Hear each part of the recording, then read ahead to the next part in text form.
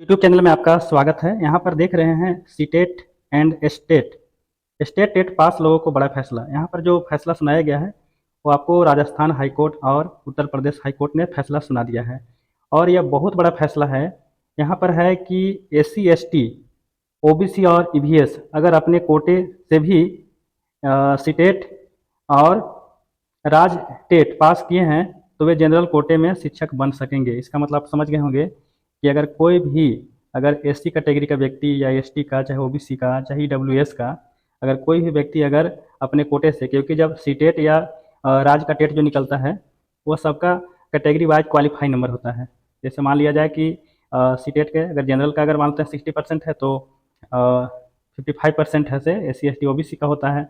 तो उसी तरह से स्टेट भी अपने अपने हिसाब से निर्धारित करता है S C S T OBC को जो आरक्षित वर्ग होते हैं।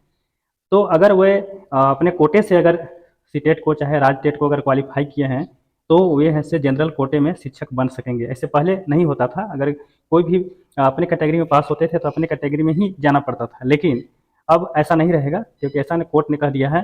तो अब देखिए यहाँ पर क्या है कि ऐसा क्यों कहा कोर्ट। अब देखिए यहाँ पर बहुत बड़ी यहाँ पर बात है कि अगर सीटेट या स्टेट टेट कोई भी भर्ती नहीं है यहाँ पर, यह सिर्फ एलिजिबल टेस्ट है।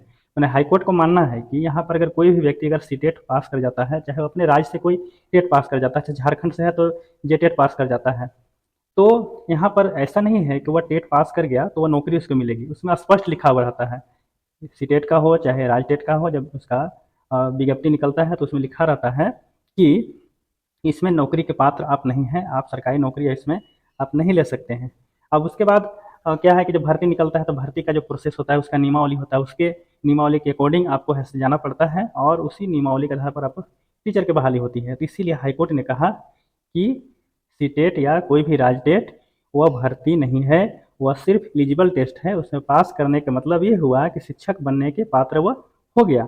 और जब शिक्षक बनने के पात्र हो गया तो अगला जो स्टेप होता है वो उसकी डायरेक्ट बहाली होती नहीं है। किसी भी कैटेगरी का हो, सी टेट पास किया हो चाहे जे टेट पास किया हो चाहे यूपी टेट पास किया चाहे बिहार टेट पास किया हो, तो डायरेक्ट शिक्षक तो बनता नहीं है। फिर उसको ऐसा अगला बोर्ड में जाना पड़ता है, अगला बोर्ड में फॉर्म अप्लाई करेगा, अप्लाई करने के बाद वह शिक्षक बनता है। तो एक बहुत बड़ा राहत मिला है और ख़ास करके जो S C S T O B C हैं ई डब्ल्यू एस वाले हैं इन लोग के लिए एक बहुत बड़ा आपको हाईकोर्ट राहत दिया है। और इस तरह के जब मामला आपका दो राज्य में आ गया तो पूरी संभावना है कि पूरे देश में इस फैसले के अकॉर्डिंग से लागू किया जाएगा।